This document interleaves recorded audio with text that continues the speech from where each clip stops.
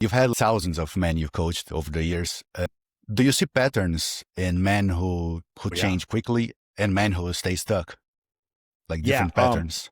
Yeah, the patterns are real simple. Those who use speed of implementation and suspension of disbelief. It's not IQ. It's not IQ and it's not money. It's speed of implementation and suspension of disbelief. I find I have a lot of entrepreneurs. The people who work technical jobs have a little harder time with because there's a lot of suspension of disbelief, right? It's very difficult to suspend disbelief. So whenever I have an accountant or a doctor, they tend to have a little bit harder time following the directions. When I have an entrepreneur, the entrepreneur, and he, you know, any of you are entrepreneurs, you know, you're just diving into the abyss all the time. You don't know what's going to happen. And so those guys are easier to suspend disbelief. And they also know with the changing pace of business, they always have to take massive action extremely quickly.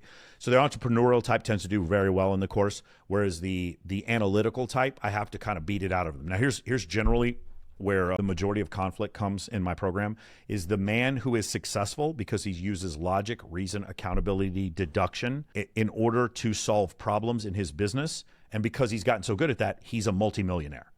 Okay, so he's gotten really good, but when he solves a problem, he uses problem-solving skills to solve problems that make him more money, and he's become adept at that. He's a 10 out of 10 at that skill set, using problem-solving to make money.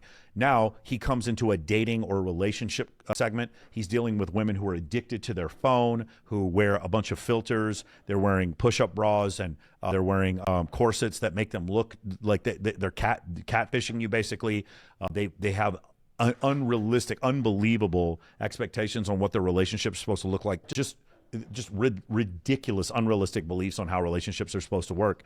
And so this guy, he doesn't have the technology to like know how to deal with this. And remember, he's an accountant. He's a research scientist. This guy is taking his problem-solving skill set, he's bringing it into the intersexual dynamic space, and he's just getting destroyed. And so generally, whenever I speak to other entrepreneurs, it's the language of problem solving. That's the only language we're speaking. When I speak to women, I'm projecting a feeling. It's not the art of problem solving. When I'm talking to women, I'm projecting a feeling.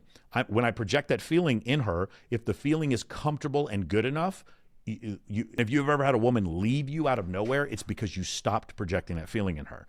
That's what it is. It's not the same language. It's not the language of problem solving.